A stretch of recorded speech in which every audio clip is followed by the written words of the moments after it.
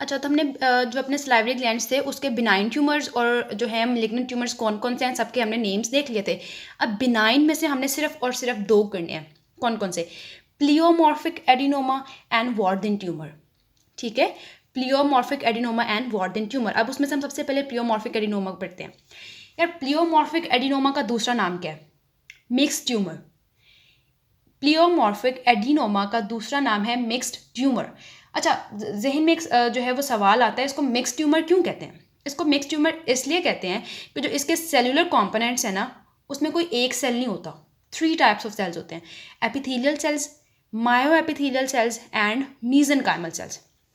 ये देखो, इसको हमने मिक्स ट्यूमर बोला है। क्यों बोला है? क्योंकि इसमें एपिथेलियल सेल्स होते हैं, मायो एपिथेलियल सेल्स होते हैं और मीजेनकाइमल सेल्स होते हैं। बस ये चीज़ आपने याद रखनी है कि आपके पास जो प्लियोमॉर्फिक एडिनोमा है इसको मिक्स ट्यूमर भी कहते हैं, क्योंकि इसमें एपिथेलियल, मायो एपिथेलियल और मीजेनकाइमल सेल पॉपुलेशन है।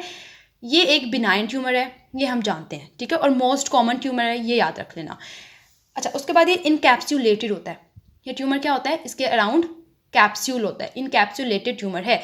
तो अब अगर आप माइक्रोस्कोप के अंडर प्रोटेड ग्लैंड का या किसी भी ग्लैंड का ट्यूमर चेक कर रहे हो और वहाँ पे आपको लग रहा है कि वहाँ पे एपिथेलियल सेल्स भी पड़े हुए हैं, मायोएपिथेलियल भी हैं, मेसेनकाइमल भी हैं, और वो किसी एक ही जगह पे जो है वो रिस्ट्रिक्ट हुआ हुआ है और इनकैप्सुलेटेड भी है, तो मोस्ट प्रोबेबली वो क्या होगा?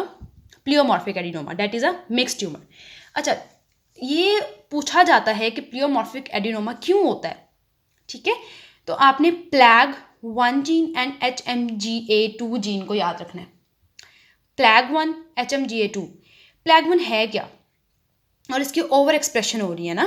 प्लैग 1 एक ट्रांसक्रिप्शन फैक्टर है, तो जब इसकी ओवर एक्सप्रेशन होती है तो सेलुलर ग्रोथ ज़्यादा हो जाती है, ठीक है?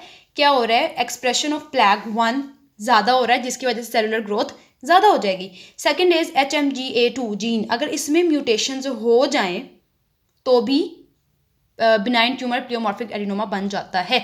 अच्छा, ये ट्यूमर कैसा होता है? क्या पेशेंट आपके पास जब प्रेजेंट करेगा उसको दर्द होगी? नहीं होगी, ठीक है? पेनलेस ही एक स्वेलिंग होगी। पेनलेस क्या है? एक देखो, जो प्रोटेड ग्लैंड होता है इन फ्रंट और बिलो द ईयर होता है, तो आपके पास स्वेलिंग कहाँ पे आएगी? In front of the year and below the year.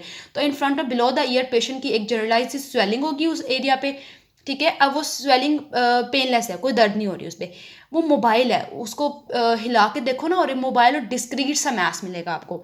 तो प्लियोमॉर्फिक के बारे में जो चीज़ें आपने याद रखनी है ना, ये एक मिक्स ट्यूमर है क्योंकि इसमें एपिथेलियल, मायोएपिथेलियल और मेसेनकाइमल कंपोनेंट है।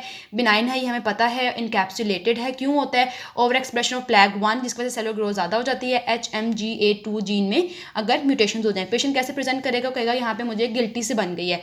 वो क्या आपको कैसे आप देखोगे तो आपको क्या लगेगा? वो एक स्वेलिंग है, मोबाइल है, डिस्क्रीट सा एक मैस है, बट वो पेनलेस है, ठीक है?